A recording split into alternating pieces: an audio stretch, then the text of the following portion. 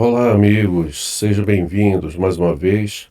Bom, tive que reeditar a aula número um devido ao fato de terem faltado informações importantes, né? E não trabalhei de forma correta o conceito do mito, então ficou bastante completo.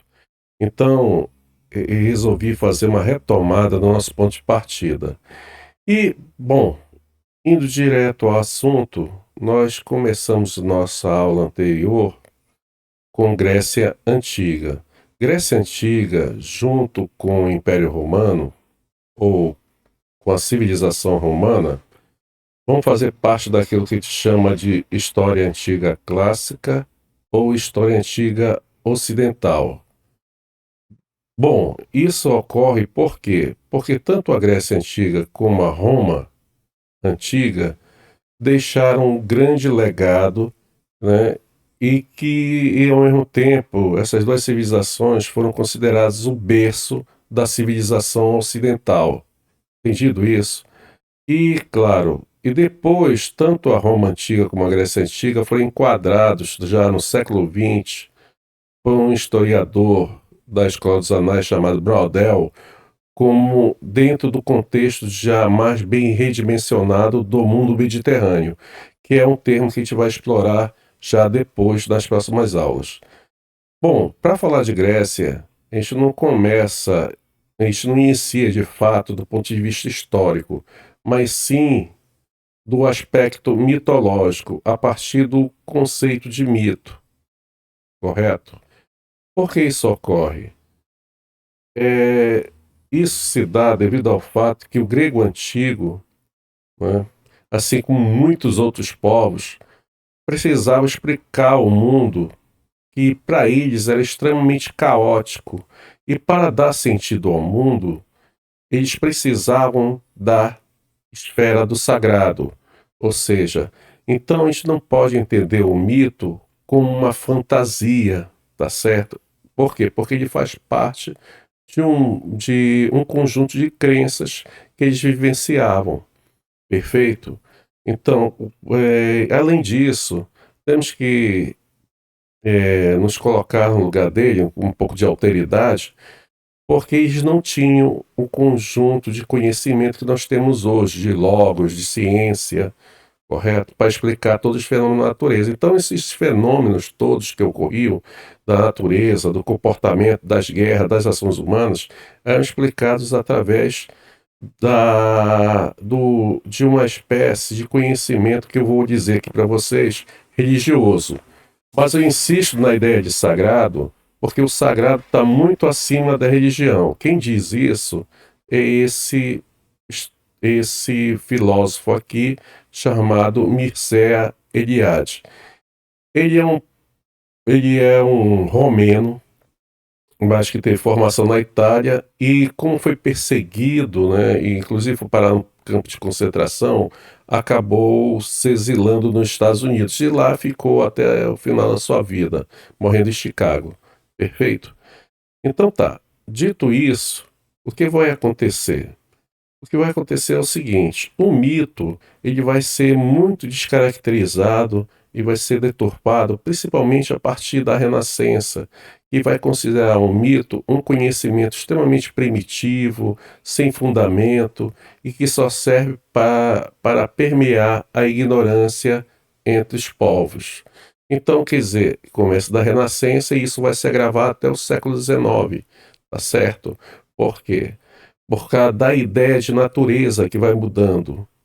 Enquanto que aqui no mito existe uma integração entre o homem e a natureza, porque a natureza é vista como sagrada, e essa ideia só vai se dar até mais ou menos por quase toda a Idade Média, já na partir da Renascença, a natureza é vista para servir, né, aos interesses da humanidade, que o homem, quer dizer, o ser humano teria que dominar a natureza, controlar esses fenômenos. Entendido isso? Enquanto que aqui havia uma relação de respeito, de sacralidade com a natureza.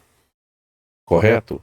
Então tá, dito isto, aí vocês estão visualizando todos esses autores aqui. Da última vez eu esqueci de de empregar essas duas mitólogas que são importantes.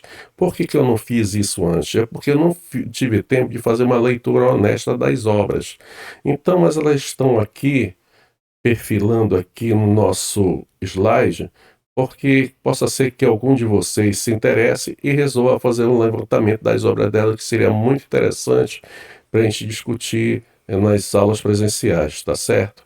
Então tá, dito de outra forma, quando chegou no século XX, o que aconteceu? Bom, o fato foi que vários pesquisadores, cada um na sua área, começaram a rever, né, essa ideia de mito, eles fizeram um resgate desse conceito e redimensionaram ele e chegaram à conclusão de que o mito, né, que o mito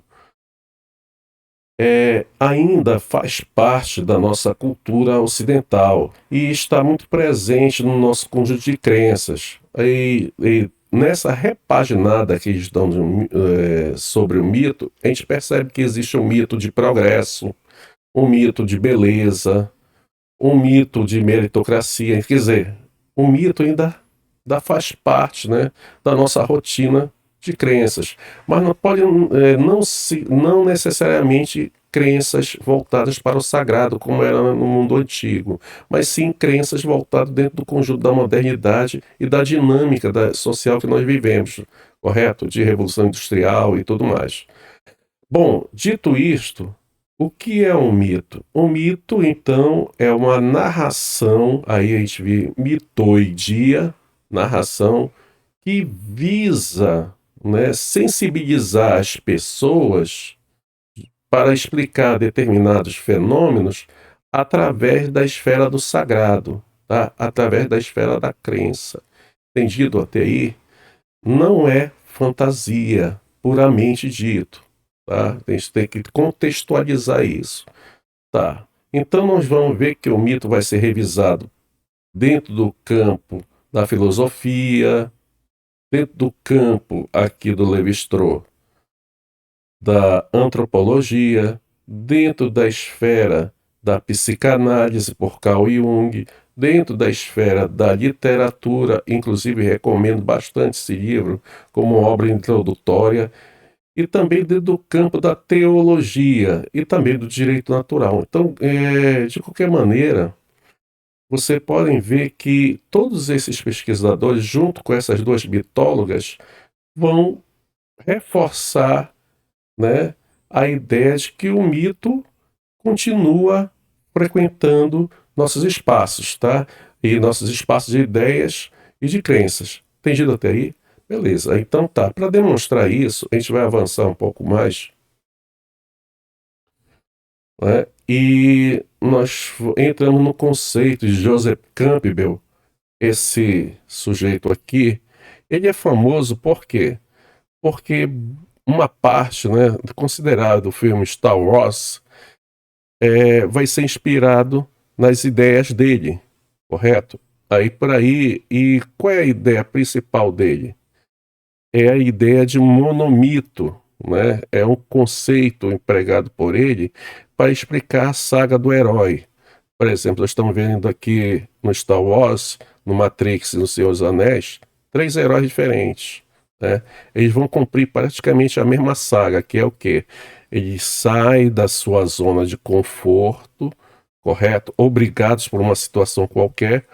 Daí eles passam uma série de aventuras e desventuras, positivas e negativas.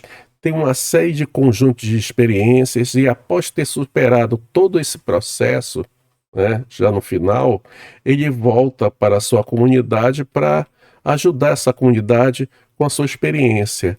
Mas então, mas e o que acontece com ele? Pois é, só que quando você passa por uma aventura muito intensa, você não volta mais o mesmo, você volta transformado, melhorado, tá entendendo? Então, com um conjunto de experiências que vai te servir a você e toda a tua comunidade e todas as pessoas com quem você convive. Entenderam? Esse é o conceito de monomito, que está muito presente na sétima arte, né? Nos filmes, né, de ficção, de fantasia, correto? Bom, no caso do Senhor dos Anéis, a obra é do Tolkien, né? Só que, só que o aspecto do monomito está presente nele, através do Frodo, através aqui do Star Wars, do Luke Skywalker, e também do Neo do Matrix, né? Então essas obras são excelentes aqui para a gente assistir. Se quiser, eu até posso comentar alguma delas em algum momento, talvez em sala. E aqui nós temos o Nome da Rosa, né? E o Grande Ditador. Um vai falar sobre a questão da fé e da razão, da, da tolerância, né? Da liberdade de pensar, do espaço, a questão do sagrado, correto? E aqui é uma crítica a um dos autores, né? Parece, né, que foi uma crítica a um dos autores chamado Léo Strauss, que vocês já vão ouvir falar já na última aula, por conta dele ser considerado um sujeito antidemocrático e meio simpático aos regimes fascistas, né, da Segunda Guerra Mundial. Entendido até aí? Aí, por último, nós temos aqui, que é o Mircea Eliade, né, que vai falar da esfera do sagrado influenciando o nosso comportamento humano durante toda a nossa existência. Por quê? Porque o Mircea Eliade ele entende que a questão do sagrado ele está sempre presente na humanidade e que essa relação nunca deixou de existir. A gente vai ver isso então na evolução, né? Aqui lembra desse filme que eu sempre passo para minhas turmas aqui do primeiro ano? Então a gente começa de uma forma primitiva, onde aqui já no filme você vê uma relação com o sagrado a partir daquela experiência do monolito até chegar ao espaço e ter um redimensionamento do campo de experiências, do propósito da humanidade, da questão existencial, do sentido do universo, tá certo? Do cosmos, e por aí vai. Tá. E por último nós temos esses dois filmes aqui, que é A Árvore da Vida, né, que é muito interessante.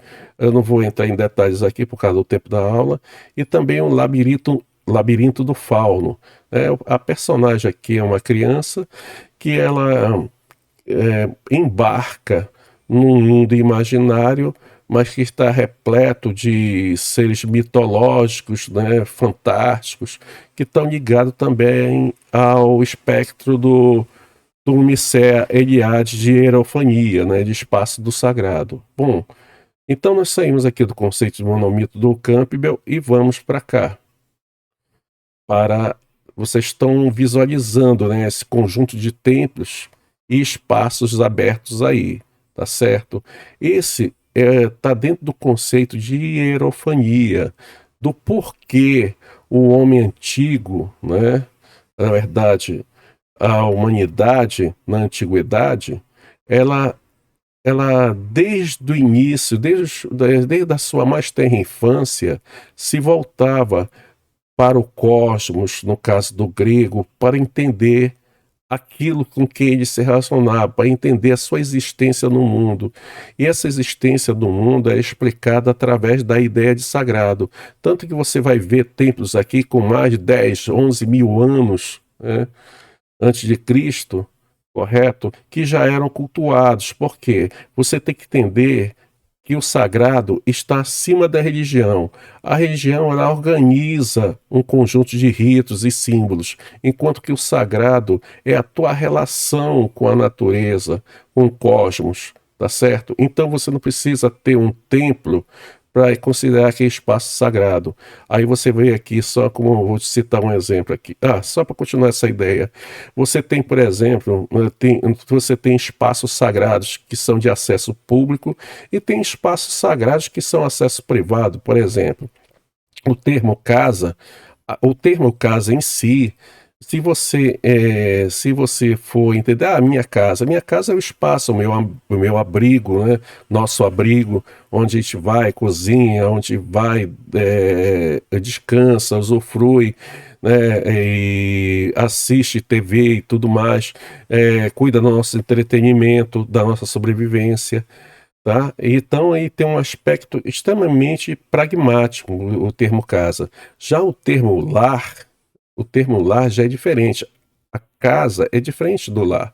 Porque o lar é um espaço chamado de sagrado. O lar é um espaço sagrado. Você pode reparar que quando você, diferentemente da casa, dentro do lar você tem um local onde você fica, onde você ora, onde você medita, onde você reflete suas ideias, né?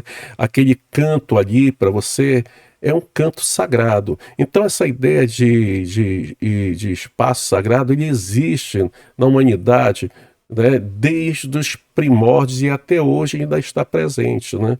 Tá certo? Você, às vezes, a gente não se dá conta. Às vezes você monta um quarto ali, um espaço, um canto, um porão, né, onde você pode ir lá, ficar só e ao mesmo tempo meditar, ao mesmo tempo refletir ou até mesmo orar, dependendo da sua convicção religiosa, né? Então é isso. Então o espaço o sagrado está muito acima da religião e muito acima dos templos. Então não precisa ter um templo, né, para que o local seja considerado sagrado para aquela comunidade ali. Olha, nós temos templos mais antigos aqui da China, o templo de Hera na Grécia, o templo Knossos no Mediterrâneo Oriental, aqui na Ásia Menor, aqui na Turquia, que é considerado um dos templos mais antigos do mundo, com mais de 11 mil anos antes de Cristo.